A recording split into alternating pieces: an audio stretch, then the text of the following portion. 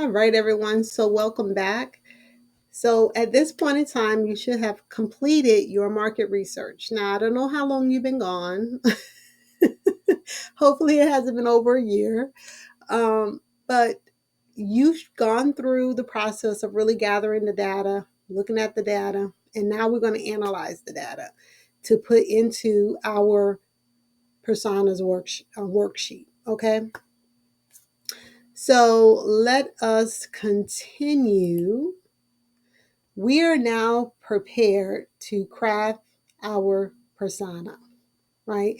And when we're looking at crafting our persona, what we're doing is we're really trying to take the data that we've gathered and we are trying to create a realistic and relatable shopper. Okay. We want this person to be very, very well understood by us. And just like it states here, well defined, that it feels like a real person. Yes, that's exactly what we want. So we're going to take the data that you've used or that you've collected since you've been gone, and we're going to fill out our shopper's persona. All right. So if you are new, um, don't forget to download the workbook. If you are coming back to the video, I hope you've already downloaded the workbook and that you've used it to help you understand more about your actual shopper. Okay. So, what we're going to do, right, is we're going to look at four areas. We're going to look at the demographic. We're going to look at the psychographic types, traits. I'm sorry. We're going to look at the buying habits, and we're going to look at motivation and goals. And these are four things that every single person possess. Okay. Even if you, right, were a shopper of your product, you're going to have all of those areas that we just talked about. And as we're building our shopper's persona, if you would use your product, which I hope you would use your product, then think about the reasons that makes your product special. Why would you buy from yourself? Now, we don't want to overshadow our own bias. Okay, when we're talking about our shoppers, we want to really make certain that it's a clean and clear divide. But think about some of the reasons why you would buy from your favorite brand, right? Why do you do that? Why do you consistently go back to this one particular restaurant? Is it the food quality? Is it the service? Do they have the ability to give you this particular thing that you like? So, as everyone, we get influenced when we watch social media. That's why I know it works. So, the Dubai chocolate. Okay, so where I'm from, they actually have a bakery that has it. And I've literally been to this bakery 3 times in a week. And I never buy a lot. I only buy like one bar. But I like it so much that I go back. Okay. And I don't buy anything else, even though the store is packed with a lot of really amazing, wonderful things. They even had, I'm sorry, I know I'm even off topic, but they even had like this cappuccino that I think I am going to try. And a chai tea too. I haven't tried it yet. I'll let you guys know how it is whenever I try it. But I saw them on TikTok. Okay. And I was like, oh my God, I got to go and see if it's as good as everybody's making it out to be. And guess what? They didn't lie. It was good. It was really good. So good that I'm going back time and time again. And that's what you want your customer to do. You want to influence them to show up and get your stuff. Okay. So, in order to do that, you want to understand who they are, right? So, after we've gone through the demographics, the psychographics, the buying habits, the motivation and goals, you should be well equipped to build out your shopper's persona. Okay, so let's give ourselves a hand, okay, on you accomplishing and or completing your market research. So let us continue.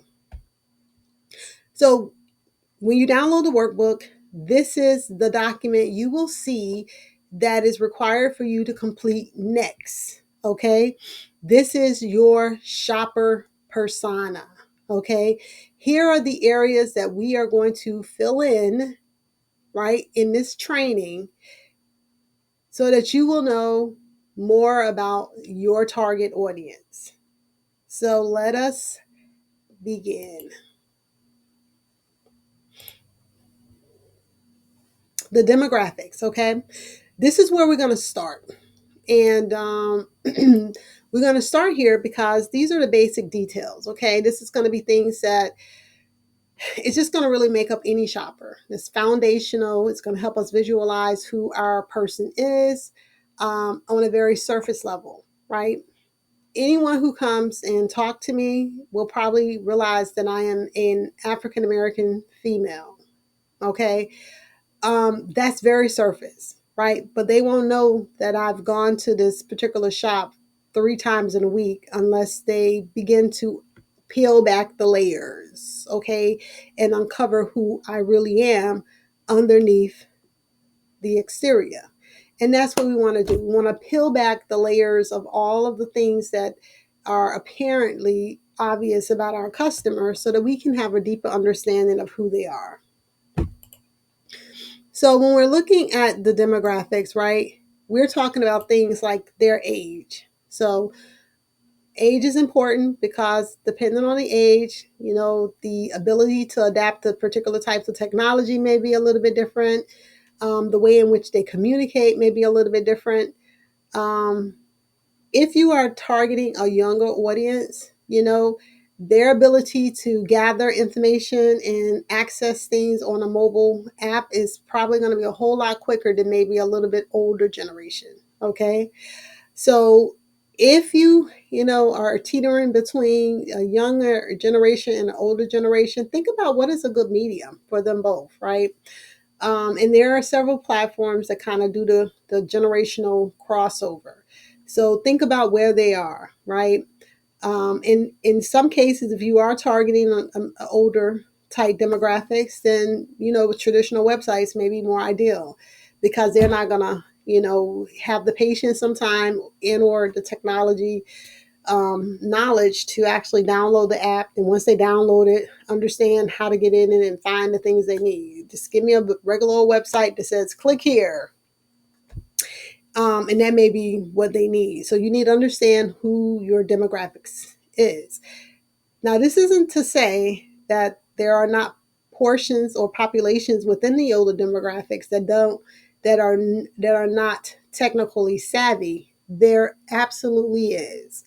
But when we're talking about our target audience or market, we want to talk about what are the common traits amongst them. Okay.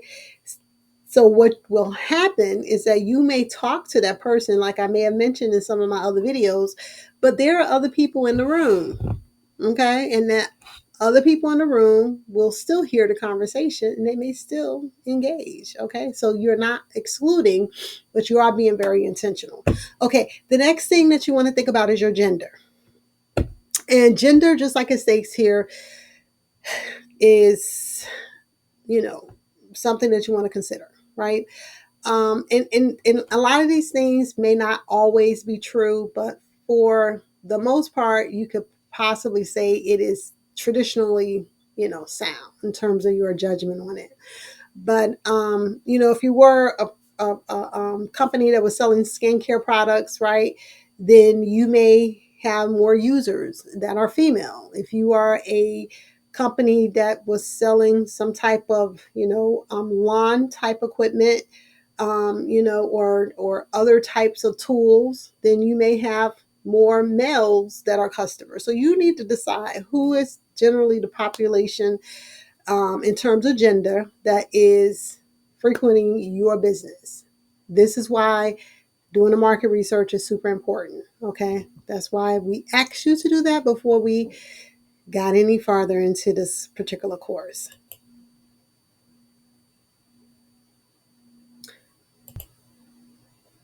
Wait a minute. Okay. So some of the other things, right, that we want to kind of keep in mind is the location. Location, right? So, where are you, right? What you sell and how you sell to people in Alabama is probably going to be way different than how you sell to people in New York. in certain portions of it. Okay. So you want to just kind of make sure that you understand the cultural nuances, you understand the local context and relevancy, just like it states here, and that you offer a localized experience if you can. Now, what does that mean? That means that if you know that your town is very much a football town, that you offer a special around that football team, right? And you tell them that, hey, look, this is XYZ. And during the football season, you can get 10% off if you show, the fact that you went to a game or something. Whatever it is, you know how to reach out and understand from a local perspective what is the thing that kind of tie everyone together. Okay. And you want to kind of capitalize on that. Income levels is going to be another topic. And with income levels, this is going to vary. The one thing I want to say about income levels, however, is that people are going to buy what they want to buy. It don't matter how much money they have. Okay. They're going to spend it how they want to spend it. So what you want to do is make sure that you have your prices where you want them to be. So if you're selling high-end products and you know that in order to kind of reach the customers that you need, that they need to have this kind of an income level, then that's what you put. Okay. So just kind of think about what that is. What kind of an income level do your ideal client need? And again, that's not to say that people with a lesser income level is not going to purchase your product, because we know people will buy what people want to buy. So you just make it available. Okay. So here's an example for our shopper persona. So we are introduced to our shopper named Emily.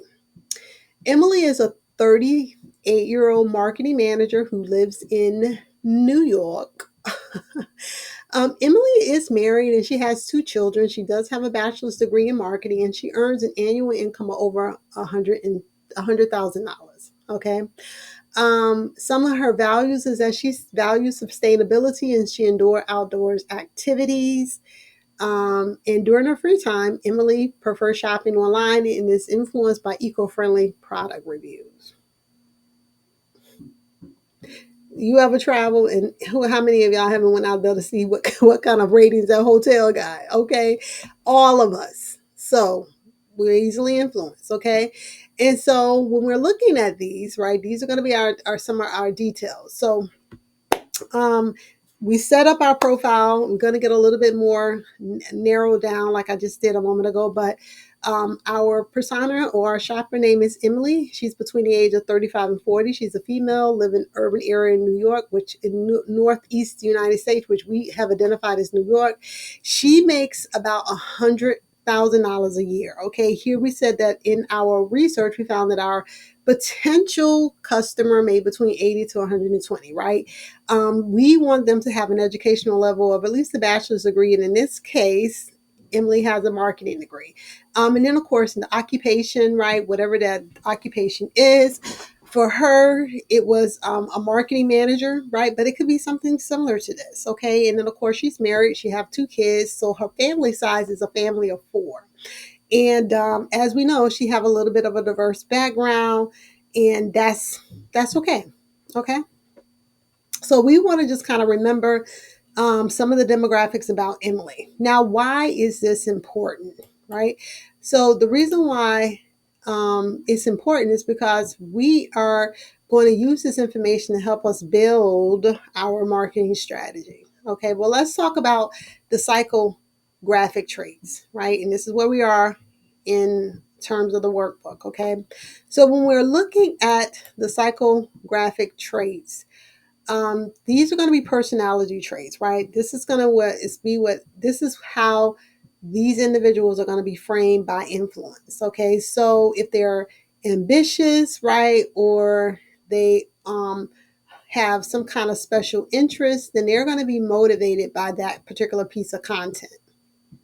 So, like we found out in our in our shopper, the Emily is really big on eco-friendly type stuff, right? So if you have a particular product and you know that your product is eco-friendly, you better believe you're going to be talking to Emily about how eco-friendly it is. And then also some of the other psychographic traits or values, right? So with this is going to help guide the development and the branding. So the company is going to emphasize whatever the sustainability is, right? That's going to appeal to the environment for our particular shopper. And this is going to be Emily, right? And now, of course, we have interests and hobbies. Again, these are psychographic traits that influence marketing strategy. So this is going to help our marketing attempts to be relevant, right? So if, like Emily, your majority of the audience enjoy outside activities, then we want to make certain that we're inside of those outdoor activity type magazines, right? So Runner's World or Hiking Buddies or whatever it is that they have in print or online, we want to advertise there, right? Because this is where they're going to be hanging out. And then, of course, when we look at lifestyle, lifestyle is always going to be something that we want to kind of consider because this is going to help us understand, how they're being influenced. So here is an example of Emily's psychographic traits. Okay, so when we're looking at Emily, we see that she's ambitious, that she is curious, and that she is also adventurous. All right, some of her values, which we picked up on a little bit earlier, were that she's into sustainability, she values quality over quantity, and she is very conscientious about her community. Some of her activities or hobbies is that she enjoy outdoor activities like hiking. She enjoy reading, like nonfiction, right? And she enjoy cooking. So she will pick up a magazine and she will try out that new recipe. Okay, and then some of the lifestyle things that we want to kind of think about is, she regularly exercises, or she's very up to date on her technology, right? And then she also enjoys traveling. Now, when we use these graphic type traits, what we're doing is we're tailoring the marketing strategy to resonate with Emily on a deeper, more motivating level, because these are things that she prefer in her daily life, right? And so when we're tailoring these messaging to her, it feels like the product is really made for her because it aligns with her values and her lifestyle, right? So we want to think about all of those things as we're filling out our shopper persona. We don't just take what I have here for Emily and make it fit your business. I want you to think about what your business is, and I want you to think about your customer. And it should be a little bit easier because you have already done the research. Okay, you've already done the research. Now, again, if you need help developing a questionnaire, if you need help developing a survey, right, something that can sit independently in a location so that you can have your customers or someone go out and fill it out so that you can use that data, definitely make certain that you book a call with me because I can help you get that done. Okay, so don't feel like you're just kind of spinning. Don't spin. Get the help you need so we can get it done, so you can start making those marketing campaigns work for you. Okay, so what's next, right? What next is our buyers habits. So let's talk a little bit about that. So why is this important, right? How does this influence our marketing strategy? Well, when we know how or what our shopper prefers in terms of where do they want to go when they shop, right? This can help us understand, where do we want to invest? Do they enjoy going into a store, or do they enjoy shopping online, right? Do they like the digital coupons, or do they want to feel them in their hand? Huh? And so these are things that we want to kind of understand and know. So these are questions that can be obviously put into your survey and can also be put into your interview. And then we want to know their purchasing frequency. And this helps understand the timing for our marketing campaign. Now, it could be a little tricky because most people are buying all throughout the year. It used to be very easy for businesses and companies to kind of market because there were particular holidays that prompt, increased type spending. But now spending is probably pretty regular, other than for Black Friday and Cyber Monday and those types of things.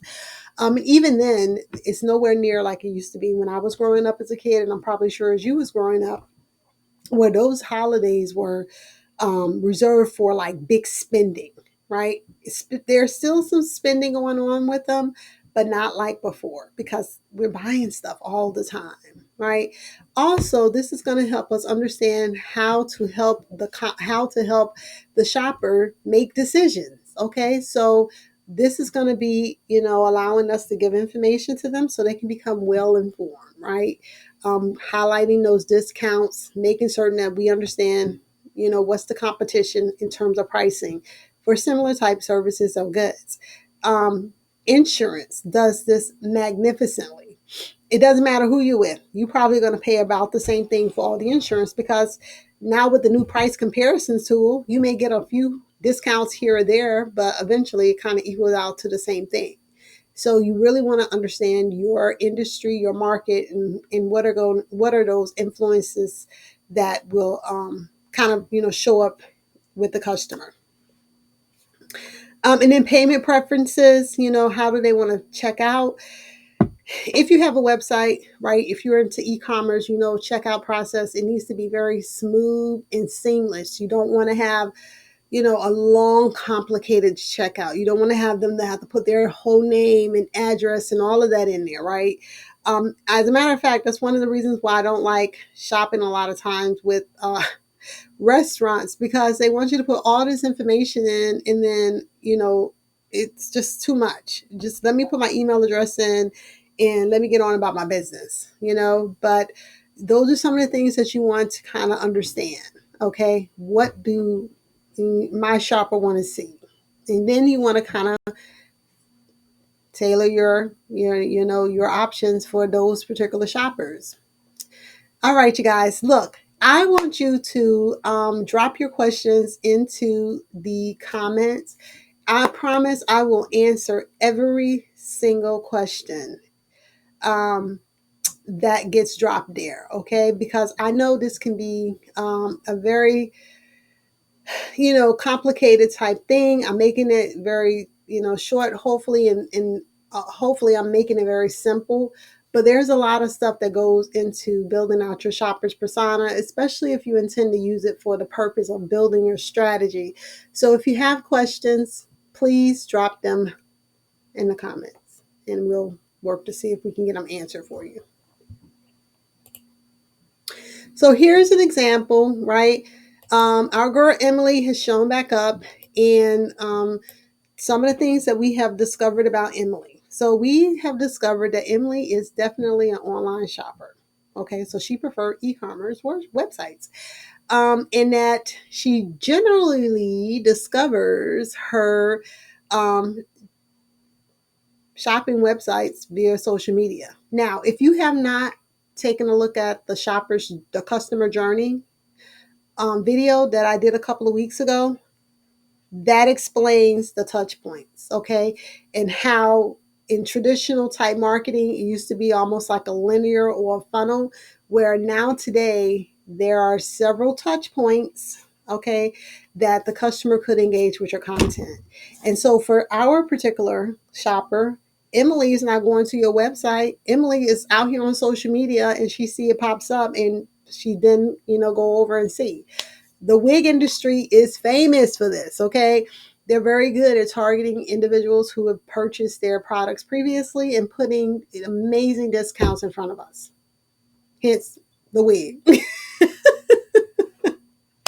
But keep in mind, content is king, so you want to be able to show up on those social media platforms, and in order to do that, you got to be on them, okay? Or you got to pay for it. So you decide. And if you're going to pay for it, then you want to pay for it and get the biggest return on your investment. Okay, I am so sorry. I've been talking for a little minute, so let me get a little sip of water and we will continue. Okay, so some of the other things that we are discovering about Emily is that she shops regularly and she purchases a lot of eco-friendly products monthly. So she made like subscriptions, right? So that she don't have to hunt down eco-friendly type products, that they are delivered on an automated like time schedule, right? And that makes sense. And then of course reviews, that she read customer reviews, and she also trusts the recommendation from friends and influencers. So if she trusts the recommendation from friends and people who are influencing her, you may want to find out who are those influencers, right? And start marketing or cross marketing with them. And then payment methods, credit card, debit cards, right? This is how she usually pays. She's not one to be carrying around any cash. Okay. So if that is the case, then you, right, if you are a brick and mortar, want to be able to take credit cards, debit cards. You don't want to be dealing only in cash. Okay. Let us continue. So the next thing that we're going to look at is the motivation and goals, right? And how is this going to really help us tailor our marketing strategy? So, what the motivation does is it helps us frame our message, right? Just like it states here, we know that Emily is very, conscientious about sustainability, right, and eco-friendly type products and services. So that motivates her to purchase and to spend. And so we want to know that, right? And we also want to know what her goals are. And this is going to help us determine the relevancy and timing of our marketing campaign. And just like it states here, if we are marketing to Emily, then we want to market around times where it is, in celebration of maybe some of those events that takes place that highlights and recognize sustainability and or eco-friendly type dates, right? Arbor Day, that's going to be a really big one. So those are going to be some of the things that we want to kind of keep in mind. So for example, here is Emily. Okay. So Emily likes sustainability. Okay. Her primary motivation is her professional growth and her work-life balance. Key. Okay. Some of her short-term goals is to implement eco-friendly marketing strategies, because remember, that's her field and line of work, and attend the industry conferences. And then, of course, also improve on her team collaboration. Some of her long term goals is to lead a sustainable marketing team, publish through leadership articles, and achieve a better work life balance, right? So it begins and ends with her having an opportunity to be able to have a better balance between her work and life, while also working through those other areas that motivate her, okay, like sustainability and eco-friendly type pursuits. All right, so what we're going to do is we're going to take a minute and I want you to fill out all of the information that we've gone over, okay? And then when we get back, I want to bring to the conversation some additional detail that could potentially go into your shopper persona, but it doesn't have to, okay?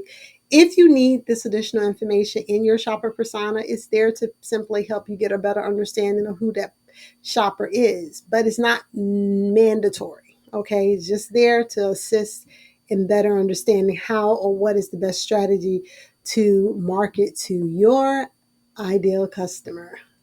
So go ahead, fill out the actual personas worksheet inside of the workbook. And once you're done, I want you to return. Thanks.